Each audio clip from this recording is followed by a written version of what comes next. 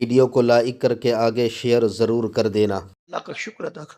امہات المومنین کی روتے روتے چیخ نکل گئی، اور اس کے بعد امہات المومنین نے کہا ہمیں تو انہوں نے کہا تھا، لیکن ہم تو تمہیں سمجھانے آئے تھے مگر تم نے ہمیں سمجھا دی۔ آج کے بعد ہم اس طرح کی کبھی بات نہیں کریں۔ آج یہ امت نفسانی خواہشات کا شکار ہے، پوری امت اس رستے پہ چل پڑی۔ اللہ ماشاءاللہ، نفس اور نفس اور آئیے نفس کو کچلتے ہیں۔ اگر نفس گھمنڈ کرنے کے لیے کہے عاجزی کرو، نفس کھانے کے لیے کہے بھوکا رکھو، نفس دیکھنے کے لیے کہے آنکھوں کو کنٹرول کرو، نفس بات کرنے کے لیے کہے چپ رہو۔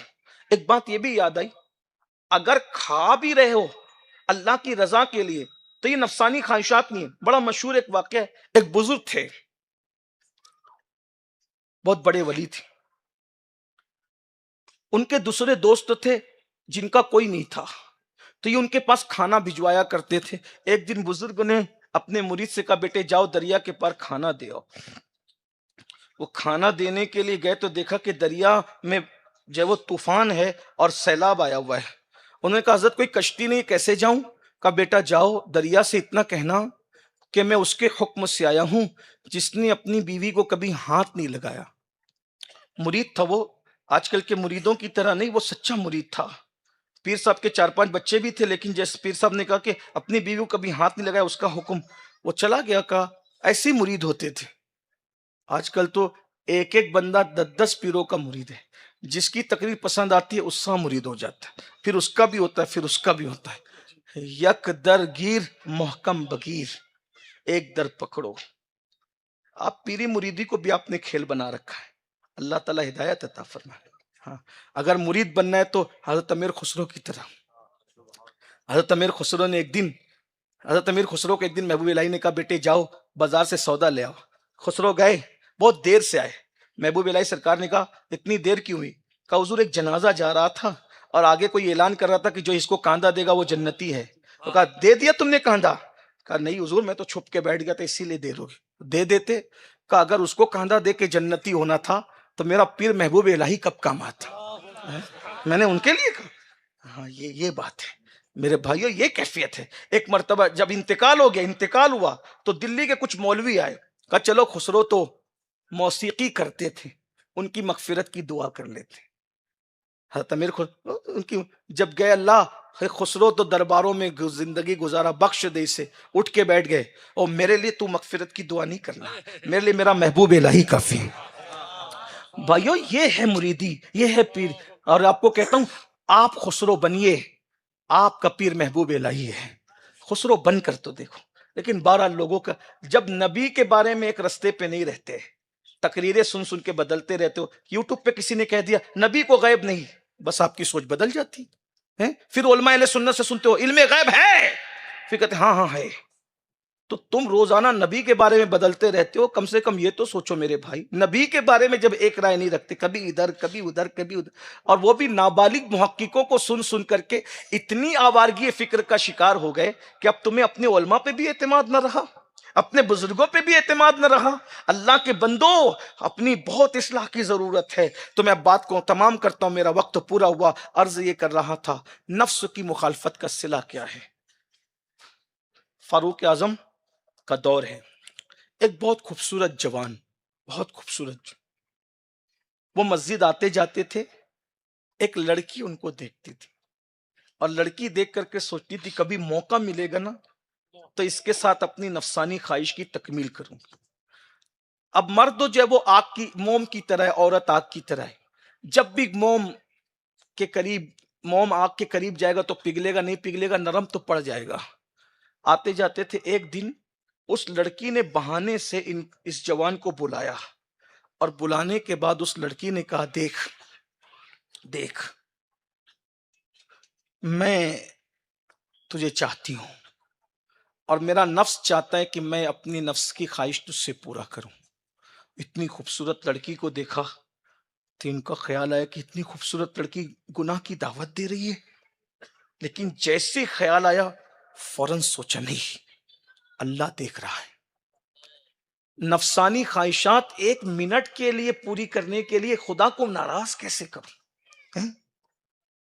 فوراً یوسف علیہ السلام یاد آ گئے کہ حضرت یوسف نے تو یہی کیا تھا نا. لڑکیوں کا نہیں، میرا اللہ دیکھ رہا ہے، میں نے پاپ نہیں کرنا. اس نے کہا وہی بات جو حضرت یوسف علیہ السلام کہی گئی تھی، وہی بات، اگر تو گناہ نہیں کرے گا میں چیخوں گی چلاؤں گی تجھے بدنام کر دوں. اس نے کہا بدنام ہونے سے کیا ملا؟ حضرت یوسف علیہ السلام کو بھی یہ کہا گیا تھا یوسف اگر گناہ نہیں کرو گے تو زنا کا دھبا لگا کر پورے مصر میں بدنام کر دیں گے. کیا کہا تھا؟ مصر کے لوگ مجھے بدنام کریں لیکن یار راضی ہو، مجھے کسی کی پرواہ نہیں، کسی کی فکر نہیں. اللہ نے کیا انعام دیا؟ جیل میں ڈالے گئے 10 سال تک کے. پھر حضرت یوسف کو یہ الزام دیا گیا لیکن آپ پاک دامن رہے. اللہ نے اس پاک دامنی کی برکت سے پھر آپ کو مصر کی جیل سے نکال کر مصر کا تاجدار اور مصر کا بادشاہ بنا دیا، اور دنیا کو پیغام دیا گیا پبلک کی پرواہ مت کرنا، خالق کو راضی کرنے کی کوشش کرنا، اللہ کا انعام کبھی ختم ہونے والا نہیں ہے. اس جوان نے بھی یہی سوچا. اس نے کہا اگر لوگوں کے درمیان بدنام کر دیا تو کوئی بات نہیں، کوئی بات نہیں، میں نے لیکن گناہ نہیں کرنا.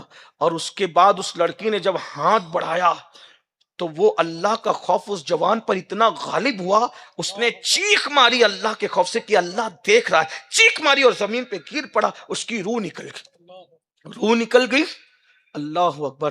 جلدی سے اس کو ٹانٹ میں لپیٹا اور لپیٹ کر کے اپنے خادموں کے ذریعے سے اس کے دروازے پہ لے جا کر پھینکوا دیا. جب باپ نے دیکھا بیٹے کی لاش ٹانٹ میں لپٹی ہوئی ہے، پتہ چلا کیسے کرے کیا کرے، کوئی خبر نہیں ہوئی. دفن کر دیا گیا. سیدنا فاروق اعظم رضی اللہ تعالیٰ کا دور تھا. فاروق اعظم نے کہا کیسے انتقال ہوا؟ تو پھر بات اس طرح سے بعد میں یہ اوپن ہوئی کہ وہ لڑکی نے ایسا ایسا ایسا کیا اور اس جوان نے اللہ کے خوف کی وجہ سے جان دے دی. فاروق اعظم نے کہا قرآن کی ایک آیت ہے، اللہ فرماتا ہے وَلِمَنْ خَافَ مَقَامَ رَبِّهِ جَنَّتَانِ، کہ جو اللہ کی بارگاہ میں کھڑے ہونے سے ڈر گیا یعنی نفسانی خواہش سے بچ گیا، اللہ اسے 2 جنتیں عطا فرمائے گا. تو یہ تو نفسانی خواہش سے بچا. اب ہم اس کی قبر پر چل کے پوچھتے ہیں کہ کیا واقعی اس کو 2 جنتیں ملی؟ ہم ایمان تو لے آئے لیکن ایمان کو مزید مضبوط کریں. اللہ اکبر. جب اس کی قبر پر گئے اور جا کے کہا اے جوان تو نفسانی خواہشات سے بچا اور اللہ کا وعدہ ہے وَلِمَنْ خَافَ مَقَامَ رَبِّهِ جَنَّتَانِ، تو یہ بتا کیا تجھے 2 جنتیں مل گئی؟ تو جیسے یہ سوال کرنا تھا ایک رکا لوگوں نے اس کی قبر پہ دیکھا. جب فاروق اعظم نے اٹھا کے پڑھا تو لکھا ہوا تھا بے شک میرے اللہ کا وعدہ سچا ہے، اللہ نے مجھے 2 جنتیں عطا فرما دی. اور یہ 2 جنتوں کا فلسفہ صوفیہ نے بہت خوبصورت بیان کیا ہے. اس کو سننے بات پوری کر دوں. اللہ فرماتا ہے کہ میں نفسانی خواہشات سے بچنے والوں کو کتنی جنتیں دوں گا؟ 2 جنتیں.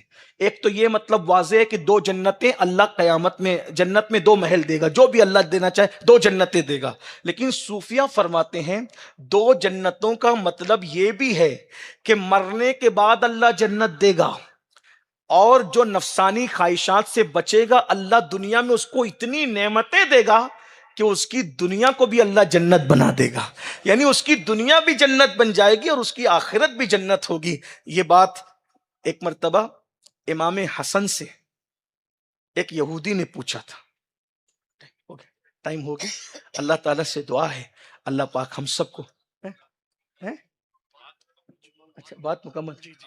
اچھا وہ کوئی بات نہیں، میں 2 منٹ میں پورا کر، کیونکہ یہاں ٹائم ہمارا 10 بجے ہمیں اجتماع ختم کرنا ہوتا ہے، اور 2 منٹ زیادہ بولنے سے اگر شیڈول ڈسٹرب ہوتا ہے تو کوئی بات نہیں کہ مجھے حکم ہے میں 2 منٹ بعد پوری کر لوں.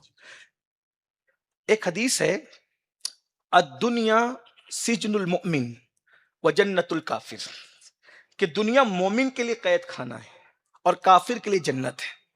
ایک بار امام حسن کا دل چاہا کہ میں آج بن سنور کے نکلوں. بن سنور کے نکلنا نفسانی خواہشات کی تکمیل نہیں ہے، یہ بات بھی میں نے آپ کو پہلے کہہ دیا، وہ الگ سی بات. بہرحال تو حضرت امام حسن نے نانا کا ماما باندھا، بابا کی ذوالفقار لی، چچا جعفر طیار کا پٹکا، اور اس شان سے جب فاطمہ کا چاند نکلا تو لوگوں کو یوں لگا کہ جیسے آمنہ کے چاند نے دوبارہ پھر طلوع کیا. کیونکہ ہم شبیہ رسول تھے نا، ایک سینے تک مشابہ، ایک وہاں سے پاؤں تک، حسن سبتین ان کے جاموں میں ہے، نیما نور کا تیری نسل پاک میں ہے، بچہ بچہ نور کا تو ہے عین نور، تیرا سب گھرانہ نور کا۔ اس شان سے نکلے کر و فر کے ساتھ، بہت خوبصورت کیسے لگ رہے ہوں گے ہم شبیہ پیغمبر، کیسے لگ رہے ہیں، سبحان اللہ، کس انداز، کیا وہ جو بنوں پر حسن ہوگا، حوران جنت بھی بنائے لیتی ہوگی۔ بلکہ میرا ایک جملہ یوں عرض کر دوں، اگر کوئی شاعر اس پر تبصرہ کرے تو یوں کہے گا کہ حسن بھی حیرت سے فاطمہ کے لال کا چہرہ تکتا ہوگا۔ یہودی نے دیکھا جل گیا، وہ بھیک مانگ رہا تھا، پھٹے پرانے کپڑے، بکھرے ہوئے بال، جسم سے بدبو آ رہی ہے۔ اس نے کہا حسن رکو رکو رکو، کہ تمہارے نانا کی ایک حدیث ہے، سمجھاتے ہوئے جاؤ۔ کہا کیا؟ تمہارے نانا کہتے ہیں الدنیا سجن المومن و جنت الکافر، مومن کے لیے دنیا قید خانہ ہے، کافر کے لیے جنت ہے۔ تو تم کو اس لباس میں دیکھ کے تو ایسا لگ رہا ہے جنت میں تم ہو اور میں قید خانے میں ہوں، اور جبکہ تمہارے نزدیک ہم لوگ کافر ہیں، تو یہ لباس میں، پھٹے پرانے لباس میں اور مصیبت میں تو تم ہونا چاہیے تھا، کیونکہ تمہارے لیے دنیا قید خانہ ہے۔ امام حسن نے کہا تو حدیث سمجھا ہی نہیں، نانا نے سچ کہا لیکن تو سمجھا نہیں۔ کہا کیا؟ کہا جنت میں ہمارے لیے اللہ نے جو نعمتیں تیار کر رکھی ہے نا، ان نعمتوں کے مقابلے میں میرا یہ کر و فر بھی قید خانے کی طرح ہے۔ ہاں، یعنی ہمارا یہ کر و فر، ٹھاٹ باٹ بھی جنت کے مقابلے میں دنیا میں جو ہم ٹھاٹ باٹ سے جی رہے ہیں، یہ ناز یہ انداز ہمارے نہیں ہوتے، جھولی میں اگر ٹکڑے تمہارے نہیں ہوتے۔ تو یہ کر و فر ہمارا جو تو دیکھ کر کے حیران ہے، اصل میں تجھے جنت کی نعمتیں نہیں پتا۔ جنت میں اللہ نے جو نعمتیں ہمارے لیے تیار کر رکھی ہے، اس کے مقابلے میں یہ کر و فر قید خانے کی طرح ہے، اور اللہ نے جہنم میں تیرے لیے جو عذاب تیار کر رکھا ہے، اس کے مقابلے میں یہ تیری مصیبتیں جنت کی طرح ہے۔ یہ یاد رکھنا۔ تو یاد رکھیے، نفسانی خواہشات کے مخالفت کرو گے تو اللہ ہماری دنیا کو بھی جنت بنا دے گا۔ اب اس کا یہ مطلب نہیں کہ آپ اچھا نہ پہنے، اچھا نہ کھائیں، اچھا پہنے اچھا کھائیں، یہ سوچ کر اگر آپ اچھا اس لیے کھاتے ہیں طاقت جسم میں آئے گی، اللہ کی عبادت کروں گا، تو آپ کا ہر لقمہ عبادت ہے۔ اچھے کپڑے اس لیے پہن رہا ہوں کہ اللہ کا شکر ادا ہوگا، یہ بھی عبادت ہے۔ وہ بات بھی ادھوری رہ جائے گی، میں بات اس کو پورا کر لیتا ہوں کہ اس بزرگ نے فرمایا کہ دریا سے جا کے کہنا کہ اس نے کبھی اپنی بیوی کو ہاتھ نہیں لگایا، اس کے حکم سے آیا ہوں۔ جیسے ہی کہا دریا دو حصوں میں پھٹ گیا، رستہ بن گیا، وہ چلتے ہوئے چلا گیا۔ ان کو کھلایا، وہ کھانا کھائے، کھانا کھانے کے بعد کہا حضرت پیر صاحب نے تو یہ کہا تھا، اب جاؤں گا کیسے؟ کہا دریا سے کہنا کہ میں اس کے حکم سے آ رہا ہوں جس نے پوری زندگی میں کبھی کھانا ہی نہیں کھایا۔ یہ تو اور بڑی بات ہو گئی، آنکھیں پھٹے کی پھٹی رہ گئی۔ کہا یہ پورا کھانا بھی چٹ کر گئے اور کہتے کبھی پر اللہ والوں پہ اعتبار تھا، اعتماد تھا۔ گئے دریاؤ کا، دریا پھٹ گیا، رستہ بن گیا، چلے گئے۔ پیر صاحب سے کہا حضرت بات سمجھ میں نہیں آئی، دونوں نے جھوٹ بولا، لیکن حیرت یہ ہے کہ جھوٹوں کی بات دریا نے مانا کیسے؟ مجھے فلسفہ سمجھائیے، اس کا مطلب آپ لوگ جھوٹے نہیں ہو۔ کہا بیٹا لوگ اس لیے بیوی کے قریب جاتے کہ اپنی نفسانی خواہشات کو پورا کریں، ہم کبھی اپنی خواہش سے بیوی کے قریب نہیں گئے، اللہ رسول کا حکم ہے اس نیت سے گئے۔ ہاں یہ ہے۔ اور دوسرا، اس نے جو پورا کھانا کھایا پیٹ بھرنے کے لیے نہیں کھایا، اس نیت سے کھایا کہ طاقت آئے گی تو میں اللہ کی عبادت کروں گا۔ اس نیت سے کھانا بھی عبادت ہے۔ اس نیت سے سونا کہ طاقت آئے گی، فریش ہو جاؤں گا تو 2 رکعت زیادہ پڑھوں گا، تلاوت زیادہ کروں گا۔ اس سے یہ نفسانی خواہشات کی مخالفت۔ اللہ سے دعا ہے اللہ ہمیں توفیق دے۔ رضا نفس دشمن ہے، دم میں نہ آنا کہاں تم نے دیکھے ہیں چندرانے والے۔ دوران گفتگو کوئی غلطی ہو تو اللہ تعالیٰ معاف کرے۔ استغفر اللہ ربی من کل ذنب واتوب الیہ۔ ابھی آپ کو جانا نہیں ہے بھائیو، کیونکہ حضور امیر سنی دعوت اسلامی کا بیان سننا ہے، اور بیان کے بعد انشاءاللہ رقت انگیز دعا تصور مدینہ میں ہونی ہے۔ آپ سے گزارش کرتا ہوں